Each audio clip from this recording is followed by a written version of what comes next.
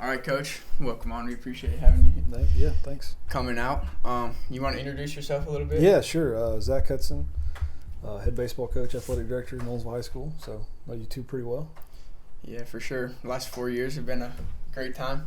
Learned a lot from you. So super excited to get you on here. And me and Q have just been jumping for joy the past couple of weeks trying to get you on here. Yeah, it's been a thrill. We've been eager for this episode. You know, it's going to be a lot of good stuff for you. So I just wanted to start out. My first question was going to be, what were your high school travel ball experiences like? Yeah, so I played on a really good team. It was the Brentwood Bulldogs. So I played with the big one being Mike Miner, who's still pitching in the big leagues.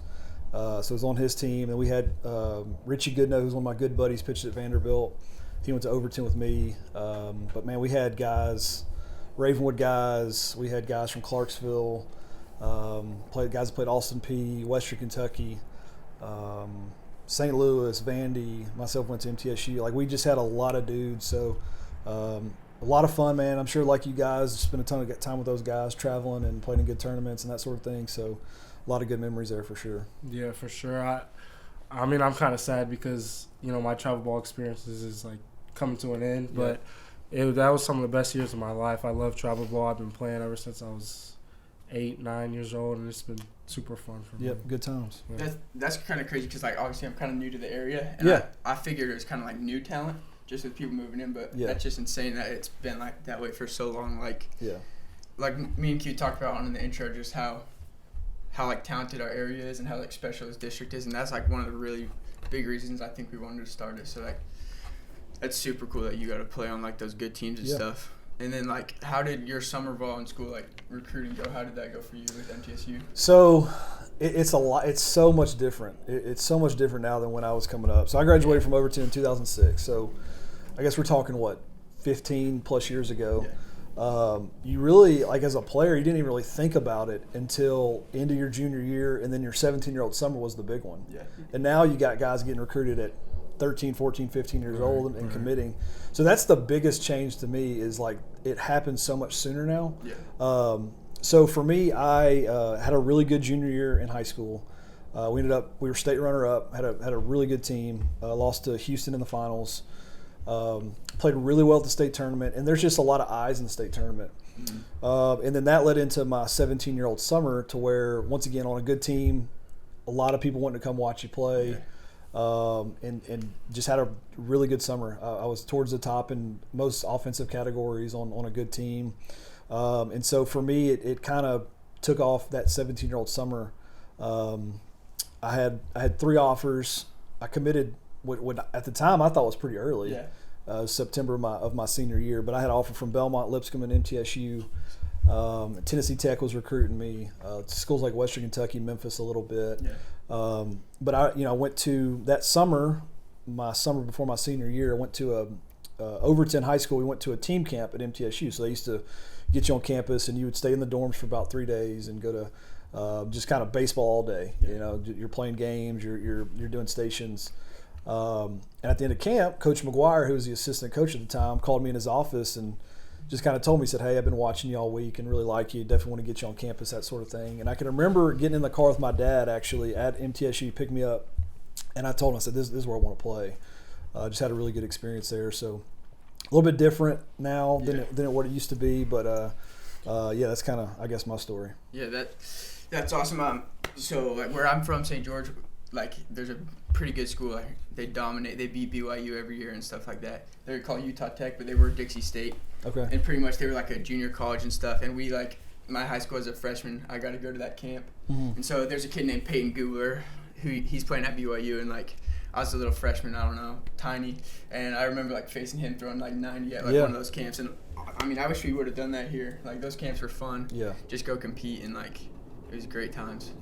So that's cool. Awesome. It's like, I've been talking to like my travel ball coaches and stuff, and they say it's completely different from whenever they were growing up. Like, just as far as the analytics and the evolution of the game. Like, Absolutely. A lot of teams, I heard that they used to recruit based on like defensive capabilities. Mm-hmm. They would do it more, but now I feel like they really look for hitters, and then after that, then they try to develop you. Yeah, they'll figure out defense later. Right. Yeah, it's like who can hit and project a little bit, and then they'll figure out the rest out later. Yeah, that's completely different. Yep. And then you hear about like the Mike Harrises who are like, you got like drafted as a pitcher, now he's hitting and stuff. It's just like if you can just get an athlete who can freaking powerful athlete like that, they're gonna make something out of you, and it's just super cool to hear. For sure.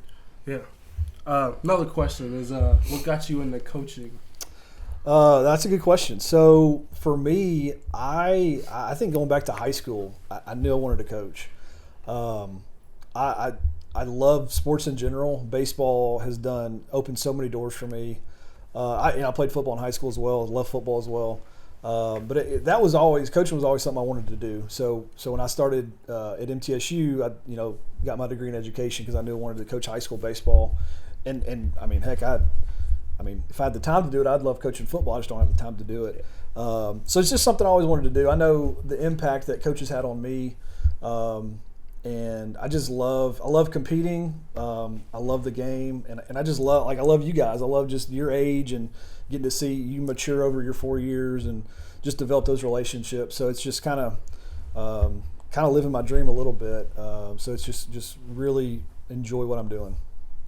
Did you ever imagine through college and stuff, knowing you wanted to coach, being an athletic director, starting up a new school, for a program that has already made a pretty big impact in a short period of time? Did you when you got that opportunity, how did you feel about that? So yeah, that's a good question. I started at Summit when the school opened as an assistant coach. Okay. So I got to see it from an assistant coach's perspective.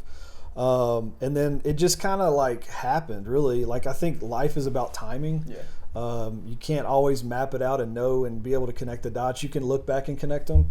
Yeah. So for me, man, I was just so blessed that the timing of things, the way it happened, I got the job here in Knowlesville when I wasn't even 30 yet when I got that coaching job, and jobs here are so coveted. It's just such good baseball, like we talked about earlier. So, man, I don't know that I would have drawn it exactly like it got drawn out, but just very fortunate and blessed that it worked out the way that it did, and I definitely know that it's not I'm not some great magical dude that just made it all work. It just kind of happened, man, and I was very fortunate. Yeah, I didn't even realize that Summit opened that close to us. Yeah. But one thing I've noticed from you, I just want to still on the topic of coaching, I feel like you change stuff every year, and you just feel out what's best for each team each year, and I think that's super important, I guess, just to have adjustability and be able to do what's best. You talk about it a little bit sometimes with just stuff you learn, and how do you come up with a lot of those changes? For example, for our viewers and listeners, some years we'll do a certain throwing program. Last year we played a lot of games, and I think coach realized that there's probably too much on us, and so he told us today that we're gonna be in the weight room a little more in the season, and I think that's gonna be huge for us. So I'm just I'm curious, what teaches you that? Is it the player meetings, or just feeling it out? So yeah, definitely. I definitely take those player meetings seriously. Mm-hmm. The feedback I really value, honest feedback. I don't pretend to have all the answers. So that's for sure. And honestly, man, it's just I think when you're in a position of leadership, it's just a constant cycle of evaluating what's going well, what's not going well, and how do I fix it. Yeah. And so it's a daily thing, really. And so, the day I figured out is probably the day I need to be done coaching. I need to be out of it. So I don't ever pretend to have it figured out. But yeah, man, I think just meeting with you guys, talking to people, learning from people that are smarter than me, and just trying to tweak here and there and figure out what buttons to push, where do I need to take my foot off the gas, where do I need to push a little bit more. So just constantly evaluating, really. Yeah, absolutely. That's awesome. I'm grateful for that, and that we can have a different thing that's going to work from us, just learning from failures and stuff, and it really pushes that in us too, to realize, okay, what we did last year, that's not always going to work. Sure. So I really like that. Yep. Right. So another thing me and Deacon were talking about as well was what made Nolo so special that you wanted to come here and try and change the game of baseball, try and put it on the map for Nolensville. Yeah, well, I grew up not far from here, and when I was growing up, like there was nothing here. It was just farmlands and not much to it. I think Nolensville is like just truly a community, though. I think that when we have our school name, when we have the town name on our school, I think that matters. I think people take pride in that, and then we have the success that we've had early. I think it's because of the community support. I think it's because of just great families, great players, great people. So I think you try and do it the right way, and just in a great position, great spot. We've got great community support. So and it's a baseball community. Right. I've been here like for as long as I can remember. Ever since I went to Nolensville Elementary, and baseball has just gotten better and better here. Yeah. With the little league teams going far. Yep. It's just gotten better and better. And I feel like we're going to have a baseball dynasty here after we leave, after the freshmen leave, for like a lot of years to come. So, yeah, it should be really good. It's super exciting just seeing like more talent each and every year. Like this freshman class, like they're capable of a lot, I think. And hopefully that me and Quentin and the rest of our class and the rest of the junior class can just like continue to lay a foundation or start to lay a foundation in a way that it can just building blocks. What are your like expectations for this season? Let's talk about the season a little bit. Well, I think you want to win that last game. I mean, that's the goal, and only one team gets to do that. Mm-hmm. So, but you can't get there without a whole lot of things in between. So, I think it's when you really boil it down, like right now, it's like we talk about. It's like knowing what we're working towards, and then it's like snap back to right now. So, our goal is to win a state championship. Mm-hmm. That as long as I'm the head coach, that's always going to be the goal. Yeah. And so, you work towards that every day. They're not handing out a state championship trophy tomorrow, though. They're not doing it opening day. They're not doing it in mid-April. So, the first step would be to win the district, and then, win a region, go to a state tournament, and then win one. So, you just kind of work towards that every day.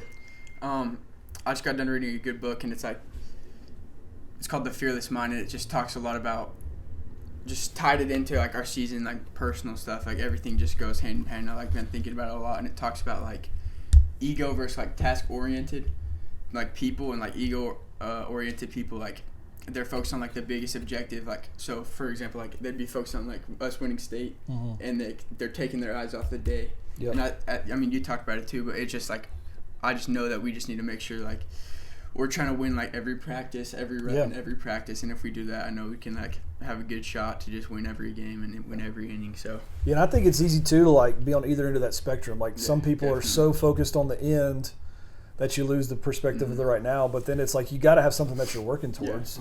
So like you got to fall somewhere in the middle there. So that's good Absolutely. Stuff. We also wanted to talk about just playing at Vandy. We saw that on the schedule. We saw it switched up a little bit. Yeah. We wanted to. So we got a pretty good pitcher that's signed with Vandy. So I think that helped a little bit.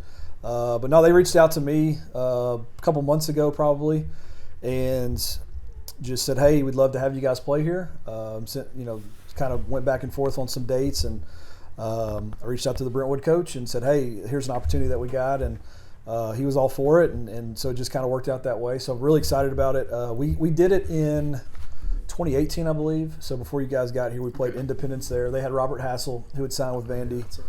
So we played them there. It's really cool though. I mean, obviously they've got a great program. Vanderbilt does, and so I think it'll be a fun experience for you guys to get to play there.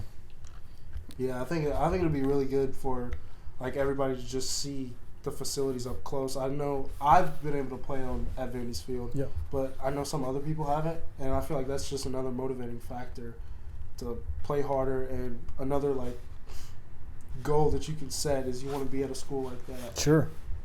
Absolutely. Yeah, for sure. Going along, kind of back to the season. Like, what's your best like piece of advice for just performance on the field, and then as well as just in life? Like, you talk a lot to us about just like how baseball can like teach you like life lessons. So what do you got that can like kind of like the same for life and baseball, just advice wise? Well, I think a couple things is just competing. You know what I mean? Like. You may not realize it but outside of sport, you still got to compete. You know, you're competing in the classroom. You're competing against people in all facets of life. You're going to compete for the job one day. So I think sports teach you how to compete. And then, you know, I talk about this too, is like just the toughness between your ears. This game is really hard. You're going to fail. So how are you going to respond to it? You know what I mean? Like, you're going to face it. How are you going to handle the adversity? I mean, life's going to throw it to you when you get older. You know, you're going to be a husband and a father one day. And you know, I truly do, like, truly want each player that comes through this program to be prepared for that. And I think sometimes that becomes coach speak, and I try to never make it coach speak. I truly, like, always want to keep that in perspective. But I just want you guys to be good men. I think the game teaches you so much. Like, you create relationships that are going to last a lifetime. You compete. You teach how to handle adversity. You learn how to handle adversity, and I think if you can do those things, you're going to be all right.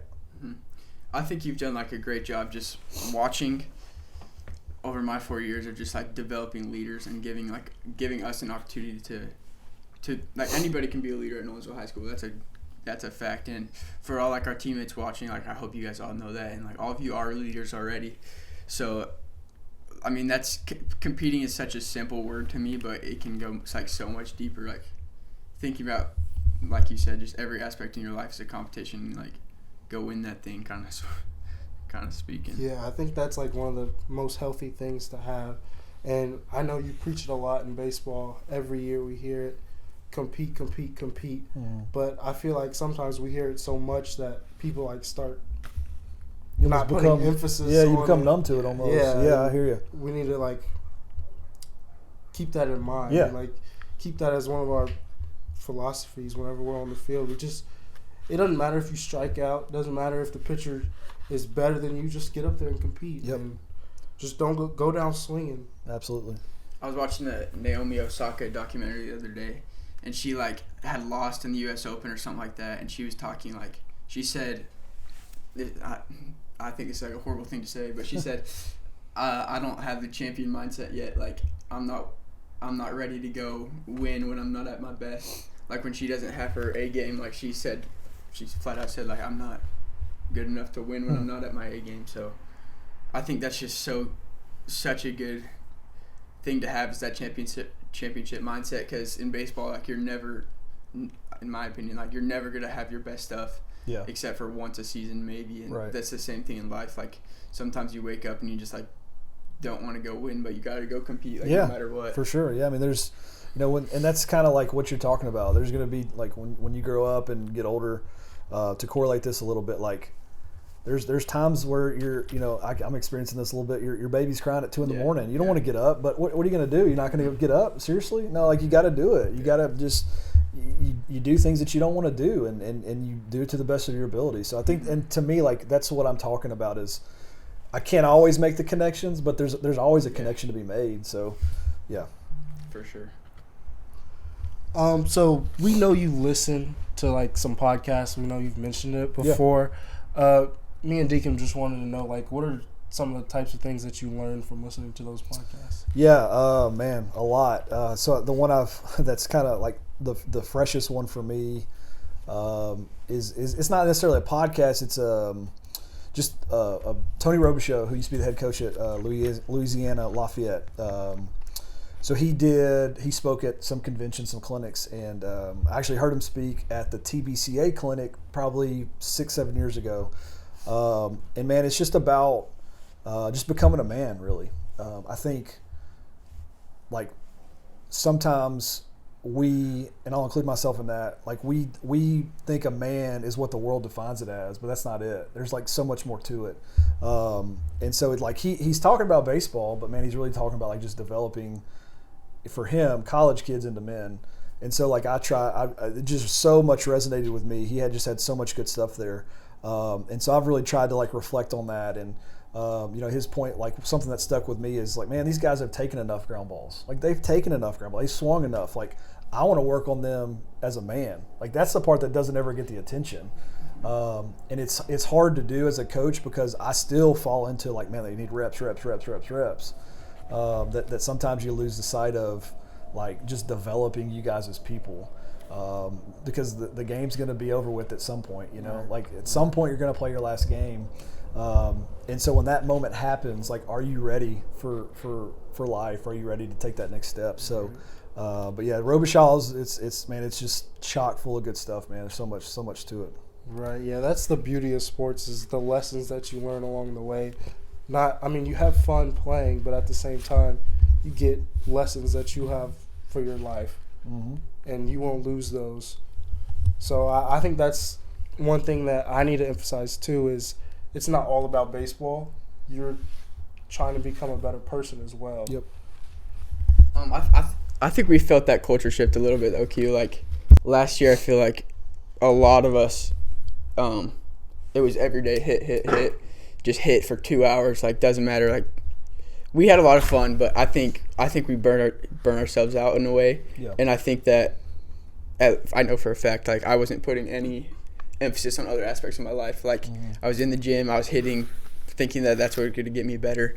And something just clicked, like, recently, and I was like, I don't need to freaking hit for 2 hours a day, get, like, not quality reps. I need to, like, focus on the other things in my life that are going to develop me as a man. And I've truly felt it, like, make me a better baseball player, too. Yep. And just better in every regard, honestly. Yeah, I think, too, like, you know, kind of going off of that, like, and I've always tried to do this, too, is I don't want to have a 4-hour practice. I want to have a really efficient 2 to 2.5 hour practice, you know, and to give time to get away from it, man. You know, because I know you guys and others just, like, you pour so much into it, but like Robichaux said, like, you've taken enough ground balls, you've swung enough, like, go work on the other parts of it. So that's good stuff. Yeah, for sure.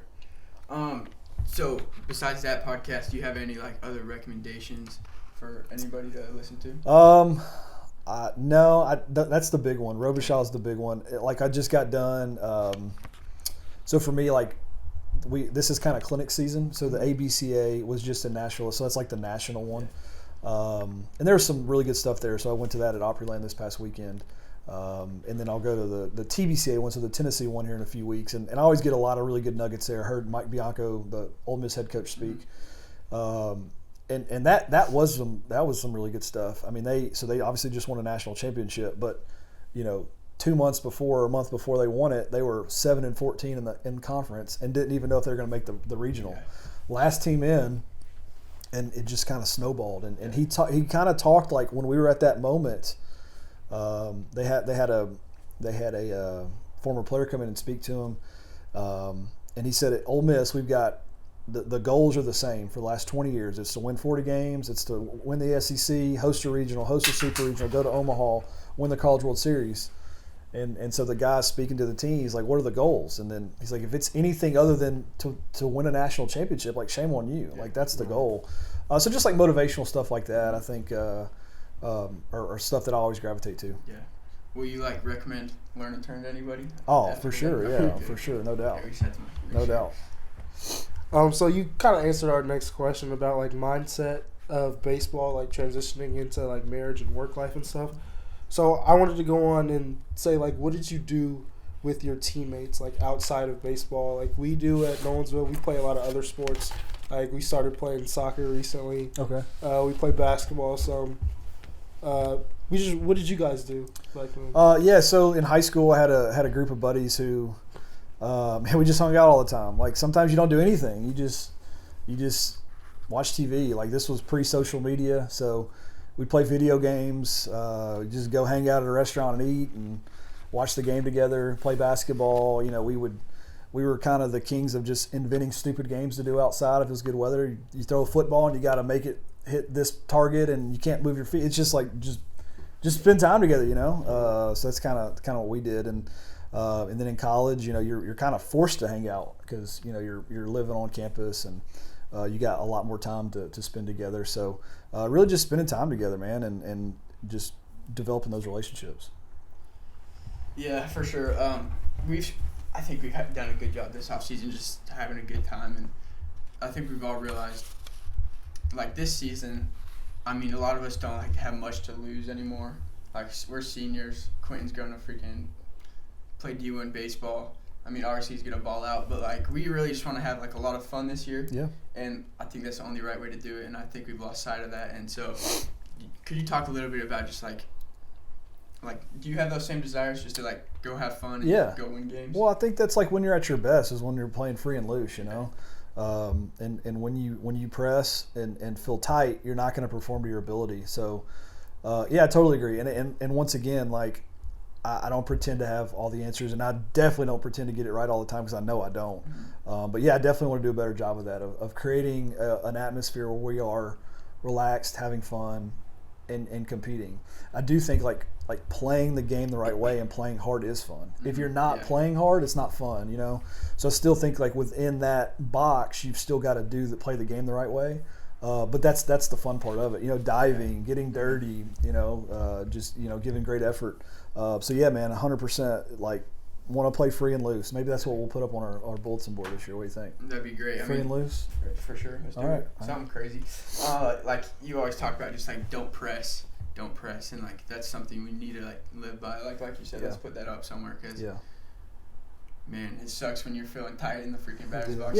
Ben Cleaver or something like that. Yeah, for sure. No, he's really good, by the way. And I think you just breathe, man. Like that's the thing that I like. Just like it. I always hear that. Like you see, like Vanderbilt's really good at stare at your bat, take a deep breath. So I think like that side, the mental side, in terms of like truly like scientifically, it's proven like that is going to help you. So just breathing. Absolutely. Definitely hope to talk a lot more about that on the podcast. Yeah, I just wanted to say something. I was probably 14. I was down in Atlanta. I met this guy